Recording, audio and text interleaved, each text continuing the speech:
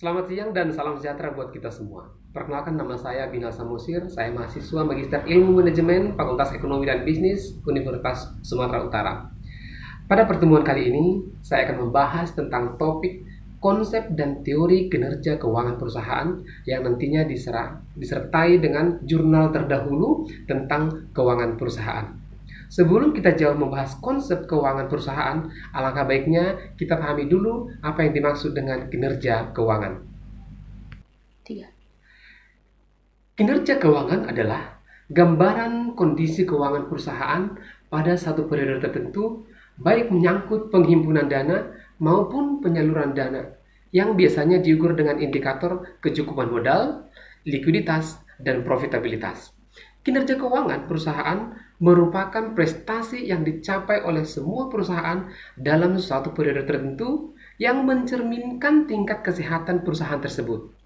Kinerja keuangan perlu dianalisis dan dinilai. Untuk apa? Adalah untuk melihat beberapa hal. Yang pertama diantaranya adalah untuk melihat apakah sumber daya yang digunakan secara optimal bisa menghasilkan profit bagi perusahaan atau tidak. Yang kedua, apakah fungsi-fungsi organisasi sudah berjalan dengan efektif?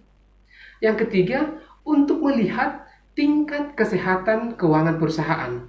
Dan yang keempat, untuk mengukur seberapa efisien aktiva perusahaan dapat menghasilkan laba yang bisa memaksimalkan kekayaan para stockholders.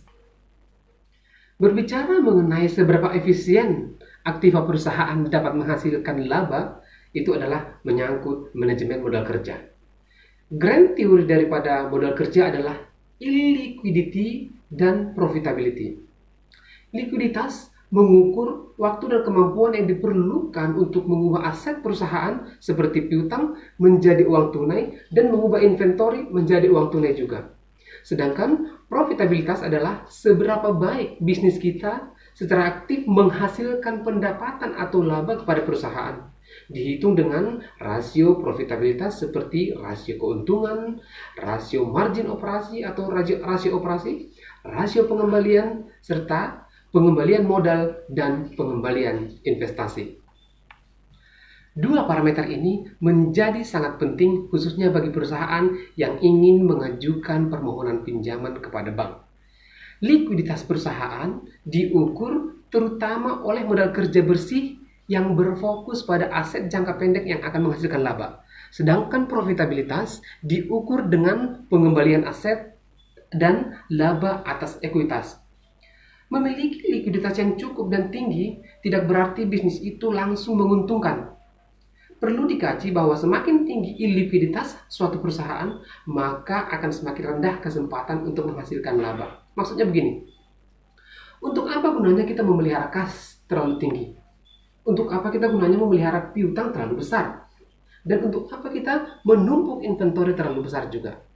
Ketika ada kas yang cukup besar, ini berarti ada idle money yang seharusnya dapat dipergunakan untuk menutup dan menurunkan pokok pinjaman sehingga biaya bunga pinjaman bank akan tidak terlalu besar. Piutang. Ketika terdapat piutang yang cukup besar, ini perlu diwaspadai, yaitu munculnya piutang tak tertagih.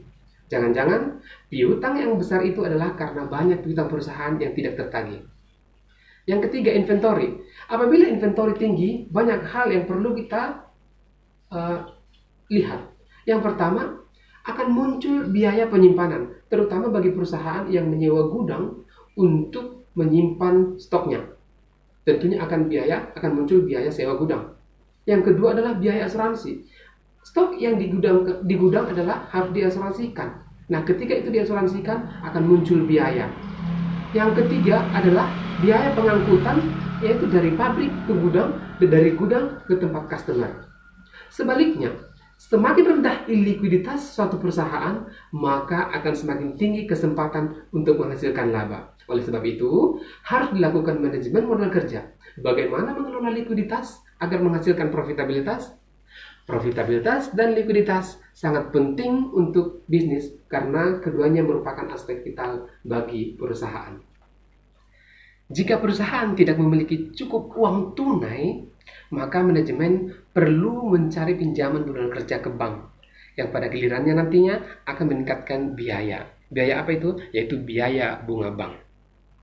Profitabilitas juga merupakan aspek yang penting karena perusahaan menganalisis alasan pertumbuhan laba dan juga fokus pada pengurangan biaya. Demikian pembahasan mengenai kinerja keuangan perusahaan.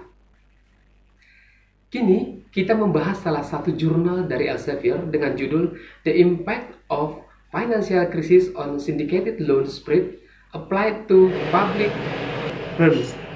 Dampak krisis keuangan pada spread pinjaman sindikasi yang diterapkan kepada perusahaan publik dan perusahaan swasta. Penelitian ini dilaksanakan kepada beberapa perusahaan dan perusahaan publik di Eropa.